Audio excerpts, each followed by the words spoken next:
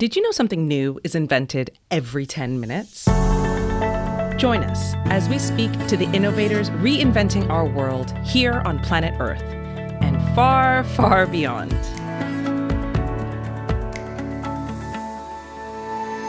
Welcome to GTWN Now, a podcast brought to you by the Global Telecom Women's Network and sponsored by CMS Global.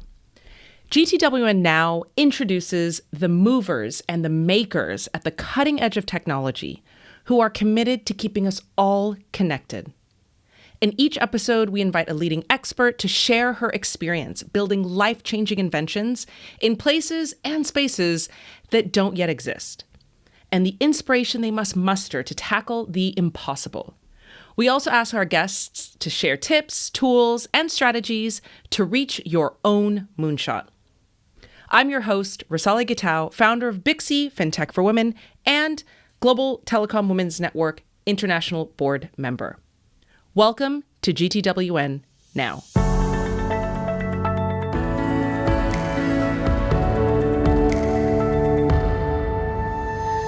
Welcome back to the GTWN Now podcast series. I'm Candace Johnson, founder of the GTWN. I want to thank you for joining us for another exciting episode where we build the future with the technology we have today.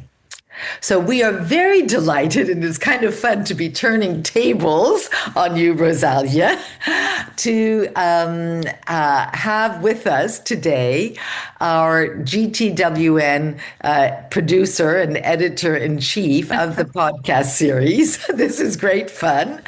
And she's going to be talking about Hotspots.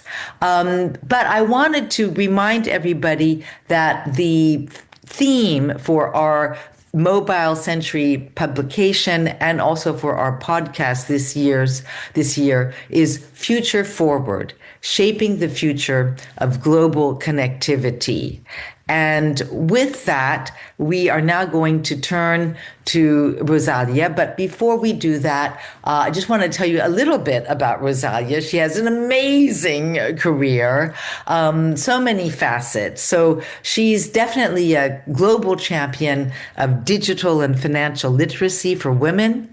She is a FinTech executive, attorney, author, and humanitarian, and is the founder and CEO of Bixi, an award-winning fintech company recognized as the top fintech in Asia. So she has over 15 years of international law, diplomacy, and finance in Asia, Africa, the Middle East, and the Americas, with the United Nations, Alibaba, Sherman and Sterling, LLP, and the governments of the USA, Liberia, and Sierra Leone. She is the author of Hotspots, the novel for which she was a PEN Award nominee, and the co-founder of the Humanitarian Women's Network, the largest global network of women in international affairs. And, I might also say that I was always very impressed with Rosalia because I think one of her mentors was Warren Christopher, who I knew very well when I was living in Washington, D.C., and was really one of the great statesmen. Rosalia is a visiting fellow at Zinc Venture Capital, a United Nations University and Brookings Institution scholar, and she sits on the board of HWN and the Global Telecom Women's Network, where she is also our Secretary General. She holds a BA from UCLA, an MSc from the London School of Economics, and a JD from New York University School of Law. On top of all of this, my dear friends, she is a world record holding mountaineer, fencer, and runner living in Australia with her 3 daughters, 2 Labradors, and 1 husband, in that order. She hails from the Philippines and Kenya by way of California. So, Rosalia, welcome to being on the other side of the show. It's unnerving. I'm so used to, asking the questions and getting the information. But it is such a pleasure, obviously, to be on the other side of you. Candace, I love having all the conversations that we have, I always walk away more knowledgeable and more inspired. So here's hoping that here's hoping that maybe there could be not the reverse, but maybe the audience can walk away based on your amazing questions that I'm sure you're going to relay, and some of my insights, that they'll also walk away inspired and energized. Absolutely. So, we ask all of our members and then also other experts and leaders to contribute articles to the Mobile Century. And this year, you did a great article called Hotspots, Crises and Opportunities of the Future Forward. Now, I have to say that this article was, I think, it was finished in end of January, and of course before everything kind of exploded as we are now experiencing. And you were very brave because you kind of projected the year 2036 vis-a-vis current data on demographics, economies, and technologies. So I guess in retrospect, what an amazing article. But why did you decide to write this piece?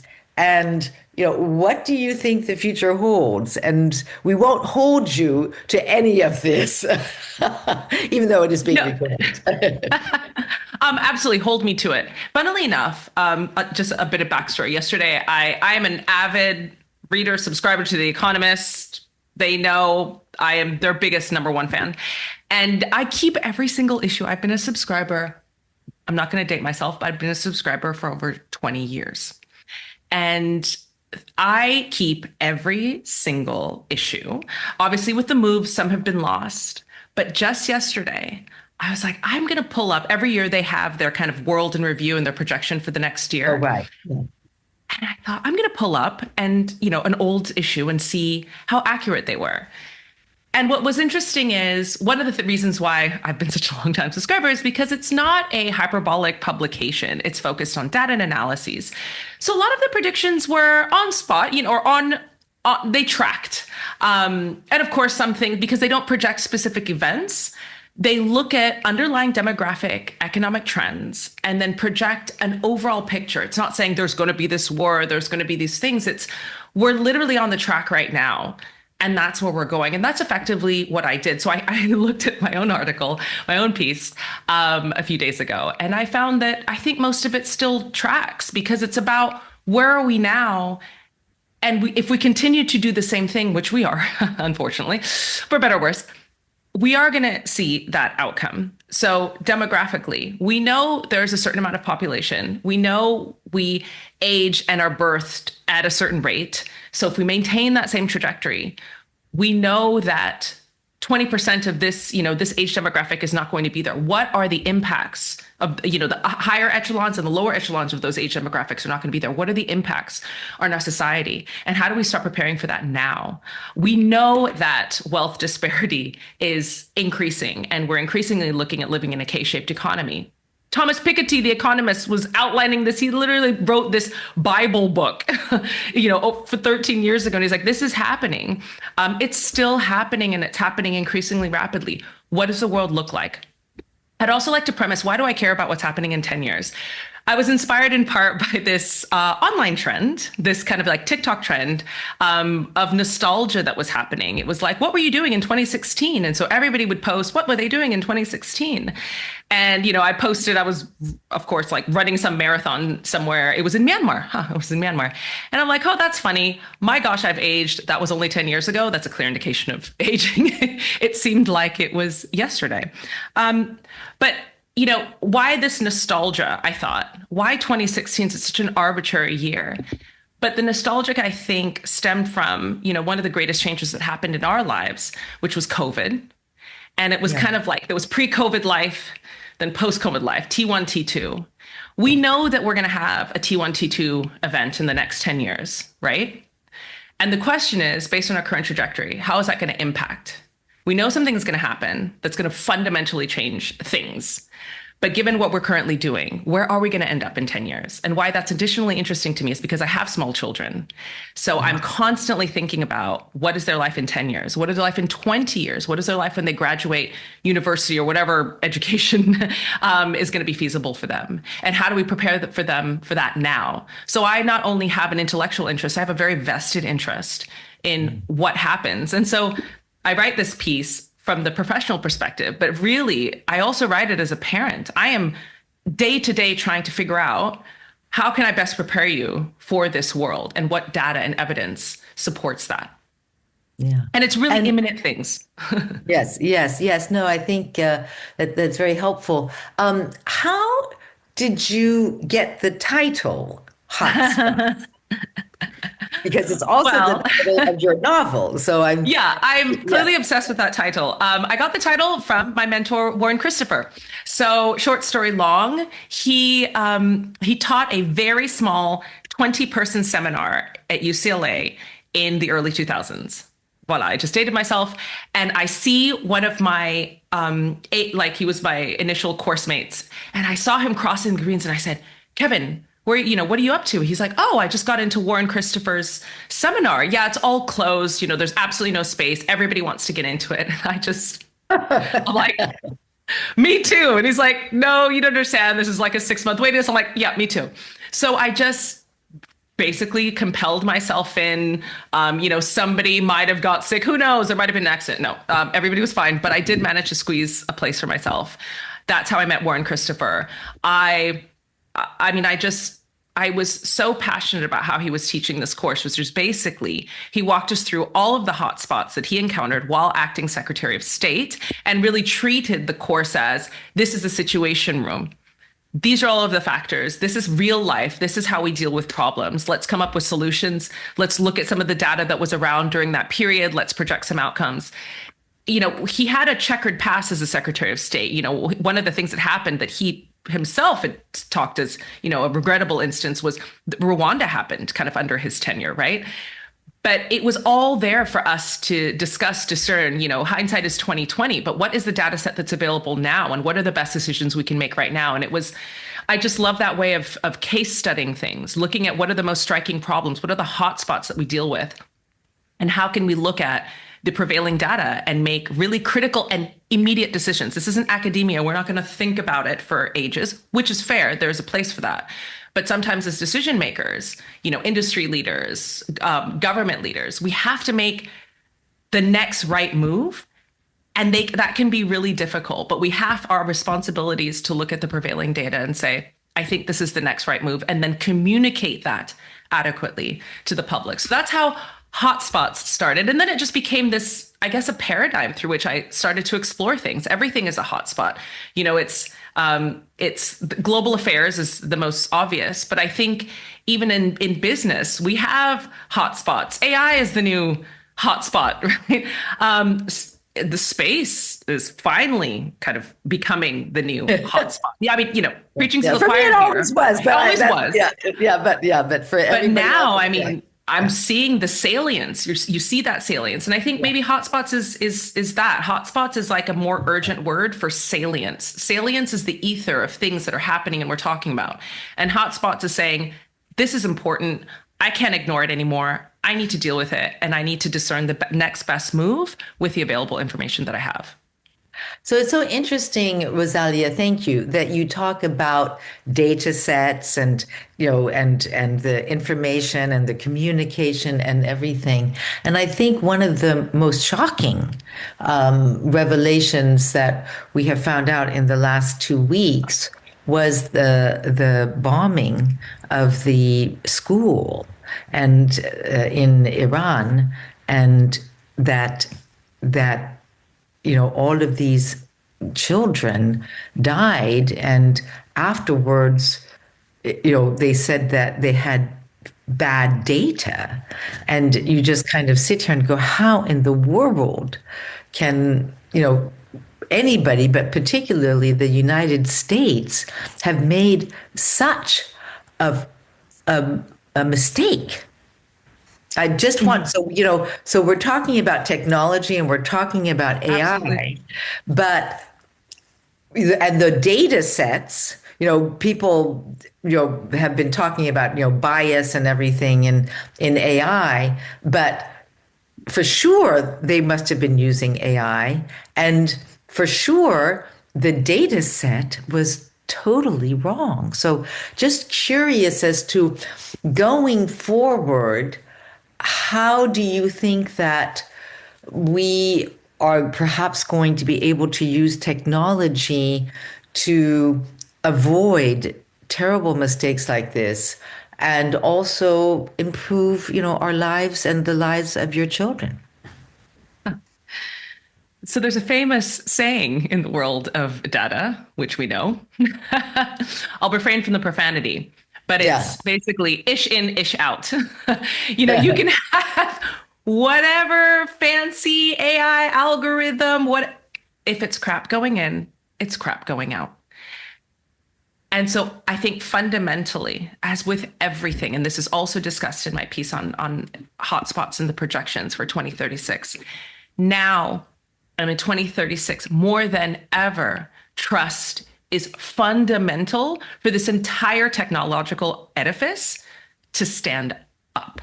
We cannot do it if we cannot have the stuff going in from trusted interlocutors, trusted thinking people.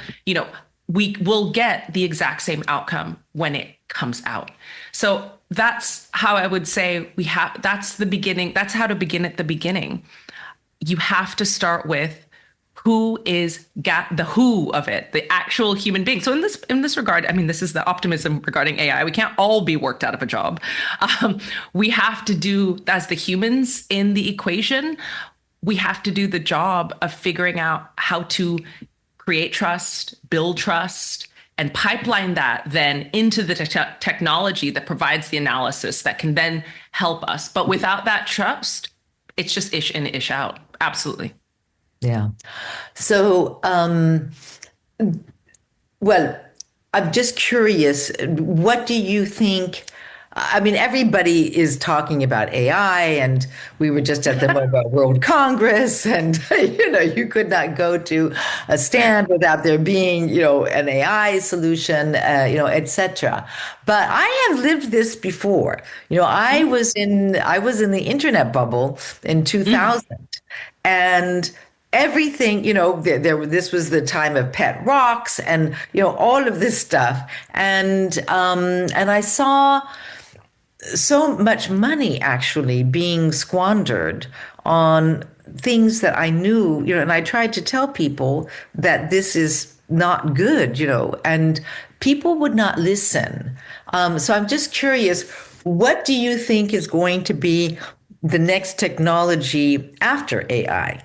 And believe me, I have also, because of satellites and my role in space, we have been using, algorithms and machine learning on all of the data that we have collected, from all of these sensors that, around the world via satellite. So, for me, it's kind of nothing new, but just curious to see your perspective on AI and the next technologies. Well, I want to be optimistic. Okay. Well, okay. Absolutely. You have to be optimistic. Yes. One of the great things about being the host of this podcast is I get to interview some of the most incredible industry leaders in AI. And this is not a shameless plug, but I need everybody to check out the episode that I did with Rachel Free. So she's a patent attorney and a PhD scientist in AI. So she gets it all. And one of the things that she really made me understand is a lot of people don't really understand the technology, including their companies making the technology, right? Because her job is not only to create it, her job is then to unpack it as a patent attorney and explain how everything works, right? That expertise is like a handful of people. So to your point, all this AI stuff, that second layer stuff, sure, it's great. But that underlying, only a handful of people really get it. And all of this bubble around it, that's all going to burst. The core is going to be there, just like the internet did come, but is it this moment? Not necessarily. So that she actually made me feel a lot better. I was, because I'm like, oh, what is it? I don't think we're quite there yet. I mean, I use a number of the AI chat tools and we're not there yet. Yeah. There's a lot of issues that happen. But mainly we're not there yet because the backbone of it, very few brainiacs truly, truly, truly understand. And even those who do understand, they actually are the ones who say, we're not even quite there. And I don't even know what I don't know yet. To your point about what happens, what do I think is the next technology? I hate to say it, but it's military tech. We're seeing it. We're seeing it. We're seeing it not only in the technology that's coming out, we're seeing it reflected in stock prices in the market. In some regards, that's kind of good for space because, it creates a commercial case for space, which has been not elusive, but a challenge, a challenge. And now it's like, well, there's a case, a case made, and we're again seeing that reflected in stock prices in the stock market. And then that's the salience, that's the ether. We are heading arguably away from 80 years of sustainable peace into a new era. And whether it's, kind of preventative, defensive, or offensive, there is increased military spending across government budgets, et cetera, and that will be manifested in military tech. Now, is military tech going to take on its kind of own, instead of like FinTech, it's MilTech, right? That's to some extent, a rebranding exercise. But that being said, prior wars have been these leaps in technology that subsequently can have dual use, of course, which is going to be, great. But I do think it's going to be more than just cosmetic. We're already seeing in my lifetime, and I'm, haven't lived through several wars. War is being fought so differently. I remember in 2010 introducing drone technology to, a displacement refugee crisis in Haiti. And it was like, wow, you can take pictures. Now, look how drones are being used. I mean, that is standard practice and anybody can make one, which is exciting. A drone can also be used to bring your iced coffee in Shenzhen. But, I think military tech, and we get to see their advertisements, right? We're watching some of their advertisements right now in the theaters of war. So I think that's really going to have its moment over the next 3 to 5 years. And then the ethical question is, do you invest in that direction? That's up to our listeners to discern. I'm curious, actually, what do you think? What do you think is the next big tech thing? So Rosalia, I'm definitely one, possibly 2 generations older than you. And I come from a family where my father was in the military and did the first built the first satellites. And he was the head of telecommunications for the military in the United States. So, and this was already, starting late 50s, early 60s. And so I've really seen a pendulum because, he was in World War II. He was in the Korean War, and he was in the Vietnam War. But always telecommunications was, what he was doing. And so, late 50s, early 60s, it was definitely all telecommunications was military. And that was where, and then so they were doing things like fiber optics. They were doing things like mobile communications, cellular communications. They were doing things like satellite technology, etc. And then you see the pendulum kind of starting to move. And in the mid 80s, you then had all of the large commercial corporations, the Boeings, the Lockheed Martins, the Raytheons, etc., who are starting to bring innovation from the private sector to the military.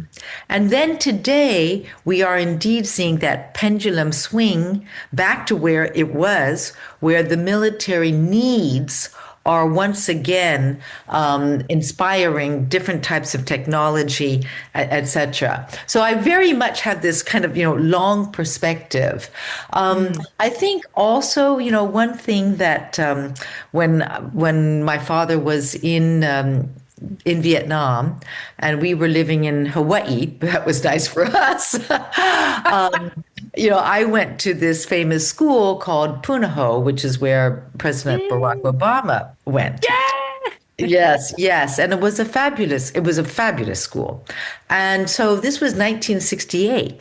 So I would wear peace beads to school. And everybody said, Candace, you can't wear peace beads. Your father is a general fighting for the United States Air Force. And so I told everybody, I said, no, I said, my father is fighting for peace, which I really believe.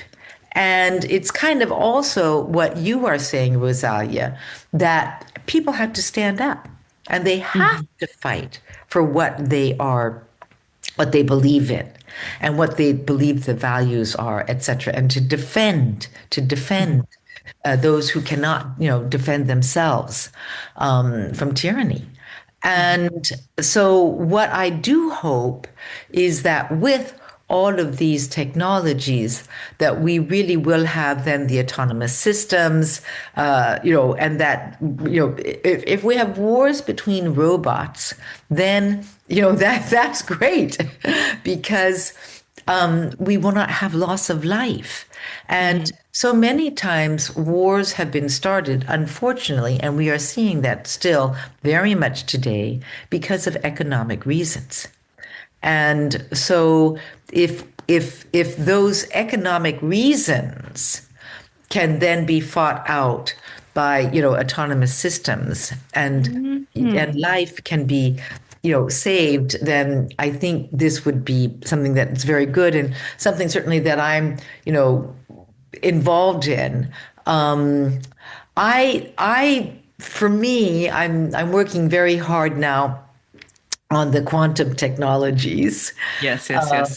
And so, and I think what's interesting is that the quantum technologies, with this idea of entanglement, etc., is starting to be being used by, just recently there was a group of ASEAN countries who had a problem. They could not get it solved. And so they used, the entanglement theories of quantum technology to solve the problem. And everybody came around the table in a peaceful way and solved the problem. So I think there is definitely hope. I think you're definitely right, though, that it's not the technologies that is going to, solve the problem. It is the people, and that is really the most important thing that we must all keep, front and center. I'm curious, we were together now at the Mobile World Congress, and indeed, as I said, we saw a lot of AI. Did you see anything while you were walking around or in your discussions which made you believe that perhaps people are, focusing on this human side, this human element? Actually, I was very pleasantly surprised that, in fact, this year, I don't know if you felt the same way. I think there were more humanistic applications showcased than last year. Yeah. And I was like, even one of our fellow GTWN board members, Anna Lotabidie, she came up to me. She's like, more interesting people for you this time around. Really? And I thought, yeah, because, background is, as some of you know, Bixie, we do financial literacy education for financial and digitally excluded populations. So, it's private company, but with a socially impactful outcome. And this year, there were many, in the financial literacy space, digital inclusion space. Female health really featured rather prominently, and health tech in general. I was, and it made me wonder, there wasn't a major swing in investment going to this. I almost, this is, conjecture, but I almost wonder if certain events that kicked off 2025 almost created that resistance movement among young people that basically have to become in charge to bring a brighter future. Because I definitely noticed that was a much more present than it was last year. So I thought that was really encouraging. Obviously, this year, one of the big differences was lower attendance because a number of Spain's largest tech conference got stuck in. A lot of people traveling from around the world have to go through the Middle East, Dubai, Doha, Abu Dhabi, and they either got stuck in those airports, couldn't make it, got rerouted.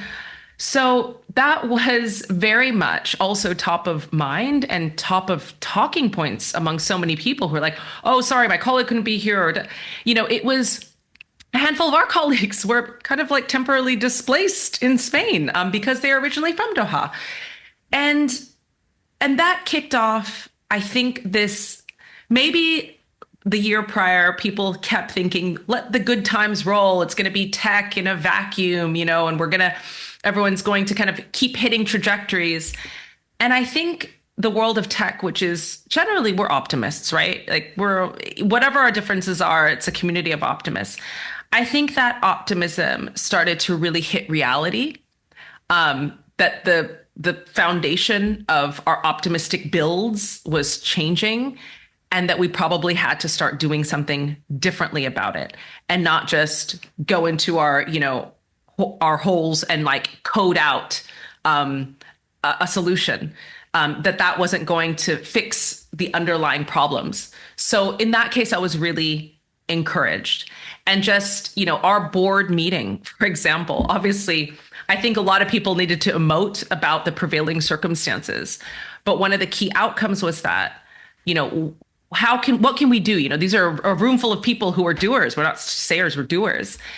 And I think what we can do is exactly what we're doing now and exactly what the audience is listening to now. The way the algorithm works, we have to start making more noise. We can't be drowned out by the noisemakers that are creating these circumstances where innovation cannot thrive, where humans cannot thrive, where women cannot thrive, when our children cannot thrive.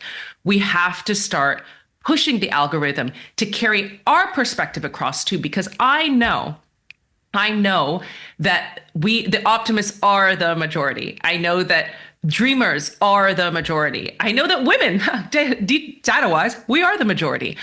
I know that we just need to be able to reach our audiences, make them feel like it is salient and that there is another perspective, rather than what I am seeing and what the data is also suggesting is increasing apathy and the word nihilism being thrown around a lot, specifically when talking about Gen Z and that Gen Zers are up to 30 years old now. That's not nihilism. Authoritarianism thrives in nihilism and retreat. And I think this is the time when communications carried through telecoms manifests as satellite internet. That's going to be the key to the next 5 years, while in the background, a lot of other things are happening, militarily or what have you. So, Rosalia, I think that's a beautiful way to kind of bring our podcast to an end. I would appreciate it, though, if you could tell and share with our audience what you are doing, particularly in the Philippines first, but then hopefully, throughout the world, to bring about this more humanistic aspect of a digital world. So what we are doing at Bixi is we're working with the government and we're working with the United Nations to provide actually fun and engaging financial literacy content and pairing that with licensed financial products from our partners. So it's like, you learn, but then you're able to do something. Because one of the issues is digitally and financially excluded people, they don't think about money as the way, private investors do, right? Even though we live in a capitalist economy where money makes more money than labor. This is a point I'm constantly trying to get across to all of our audiences. As an economist, money makes more money than labor. This is a fact now. So you have to start learning the language of money. You have to start understanding interest rates, compound interest rates, and debt rates. And you have to start actually taking action slowly by slowly. That bridge, the Bixby Bridge, as we call it, this is emotion. Funnily enough, it's not knowledge. People on average know the basics. This is not rocket science, but it's the emotions around doing something, taking action, which those predominant emotions are anxiety, which is fixed actually by trust. We work on addressing the anxiety, building trust, addressing anxiety, building trust, and then we trigger them towards action. So we're doing that in the Philippines with the Philippines' largest universal basic income program. And we're looking to scale that nationally. So I just came back from the Philippines. We had a phenomenal, pre-training with all of the case managers who are going to bring this across the country. And our plan is to upscale that across the government, working with some of our GTWN board partners. But we've also now had meetings with several departments, and everyone is really excited about what we're doing. And I'm really excited about what we're doing. It's innovative. It's interesting. It still hits, one of the things that in the private sector, social impact doesn't make money. Absolutely, you can. The margins exist. What we work on is for the private actors, we bring you market. For the public actors, we give you access to financial products that are not going to be created for you. And we build the trust on both sides. We say, don't worry, we'll bring enough people so it makes money sense to you, private actors. And for the public actors, we say, these are actually verified, financial providers. It's not us, it's them. And this is why you can trust them.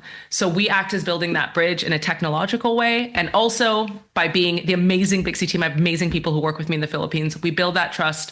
And now we're starting to really see that trust being manifest by the numbers. So it's an exciting time for us.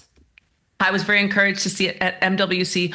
A number of other people are also taking this path, this kind of win-win, as our friends in the East like to call it. But there are absolutely win-wins, not only in the area of wealth disparity, which is where I work in. There are win-wins in the environment, one of the biggest challenges that we have right now. There are win-wins for the social problems that we face.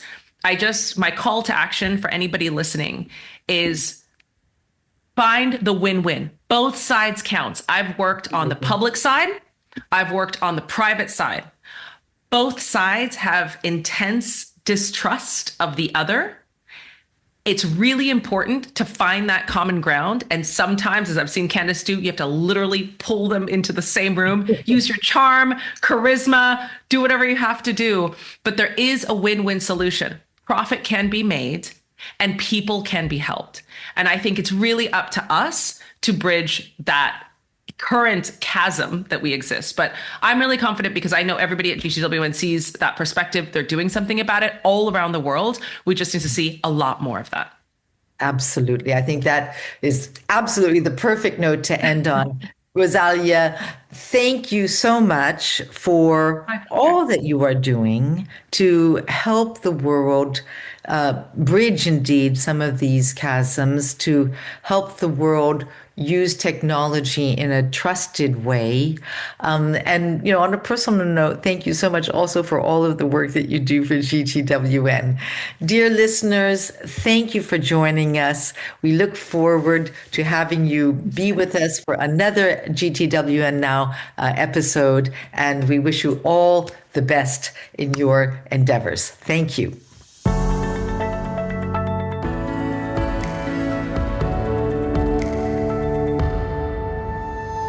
I want to thank our guest for joining today's episode of GTWN Now, and give a big thank you to our sponsors, CMS Global, for making this episode possible.